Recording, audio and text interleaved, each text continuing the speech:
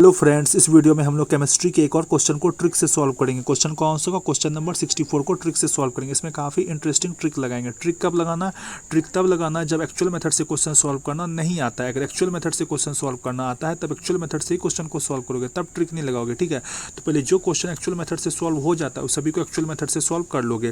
फिर जो क्वेश्चन बच जाता है, मतलब जो क्वेश्चन हम लोग से सॉल्व नहीं हो पा रहा है या फिर जो क्वेश्चन सॉल्व करना नहीं आता है, उस सभी क्वेश्चन को छोड़ोगे नहीं, उस सभी क्वेश्चन को ट्रिक लगाकर सॉल्व करोगे, ताकि जो हम लोग का ओवरऑल मार्क्स है वो इंक्रीज हो सके, हम लोग का ओवरऑल मार्क्स एग्जाम में बूस्ट हो सके। ठीक है, तो इस क्वेश्चन में काफी इंटरेस्टिंग ट्रिक लगाएंगे। अगर आपको कॉन्सेप्ट नहीं पता है तो भी इस क्वेश्चन को तुम सॉल्व कर सकते हो, अगर तुम यहाँ पर थोड़ा सा अपना कॉमन सेंस यूज करोगे तो। ठीक है, तो सबसे पहले क्या करेंगे, क्वेश्चन को ध्यान से रीड करेंगे कि आखिर क्वेश्चन में पूछ क्या रहा है। क्वेश्चन हमसे पूछ रहा है कि which of the following electrolyte can be used to obtain H2S2O8 by the process of electrolysis. तो यहाँ पर क्या फॉर्म हो रहा है?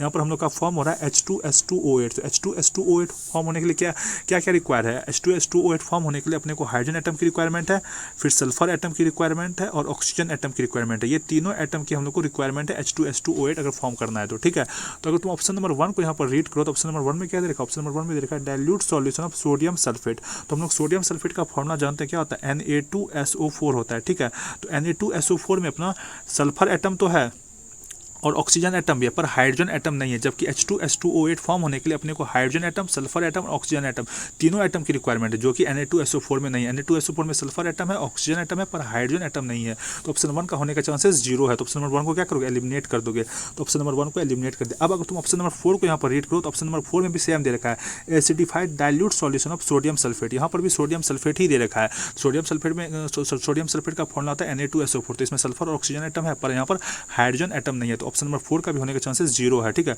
ऑप्शन 1 और ऑप्शन 4 में बस अंतर इतना है कि ऑप्शन नंबर 1 में डाइल्यूट दे रखा है और ऑप्शन नंबर 4 में एसिडिफाइड डाइल्यूट दे रखा है। ठीक है, बस इतना ही डिफरेंस है, लेकिन दोनों में सोडियम सल्फेट ही दे रखा है। सोडियम सल्फेट का फॉर्मूला हम लोग जानते हैं Na2SO4 होता है, जिसमें सल्फर एटम और ऑक्सीजन एटम है, पर हाइड्रोजन एटम नहीं है। जबकि H2S2O8 को अगर फॉर्म करना है तो उसमें हाइड्रोजन एटम, सल्फर एटम और ऑक्सीजन एटम तीनों एटम की रिक्वायरमेंट है। ठीक है, अब अगर तुम यहाँ पर ऑप्शन नंबर 2 को रीड करो तो ऑप्शन नंबर 2 में क्या देखा? Dilute solution of sulphuric acid, और ऑप्शन नंबर 3 में क्या दे रखा है? Concentrated solution of sulphuric acid. मतलब दोनों में सल्फ्यूरिक एसिड दे रखा है। तो हम लोग सल्फ्यूरिक एसिड का फॉर्मूला जानते हैं H2SO4 होता है।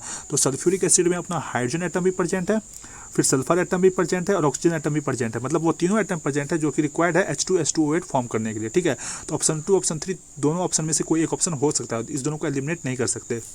तो यहाँ पर हमने ऑलरेडी 2 ऑप्शन को एलिमिनेट कर दिया, तो यहाँ पे 50% प्रोबेबिलिटी है कि अपना आंसर करेक्ट हो जाए। ठीक है, अगर तुम चारों ऑप्शन में ब्लाइंड गेस करते हो तो बहुत कम चांसेस होता है अपना आंसर करेक्ट होने का। पर यहाँ पे हमने क्या किया? पहले 2 ऑप्शन को एलिमिनेट किया, अब यहाँ पर गेस करोगे तो अपना करेक्ट होने की प्रोबेबिलिटी क्या हो गई? इंक्रीज हो गई। इसको बोलते हैं इंटेलिजेंट गेसिंग। इस तरीके से भी जेईई मेंस के बहुत सारे क्वेश्चन को सॉल्व कर सकते हो। जरूरी नहीं है कि सभी क्वेश्चन को सॉल्व करने के लिए हम लोग को पूरा नॉलेज हो। अगर तुम थोड़ा सा कॉमन सेंस भी यूज करोगे तो जेईई मेंस के बहुत सारे क्वेश्चन को तुम सॉल्व कर सकते हो। इस तरीके से पेपर को अटेम्प्ट करना है। अगर आपको वीडियो पसंद है तो प्लीज़ वीडियो को लाइक कीजिए, चैनल को सब्सक्राइब कीजिए। Thank you.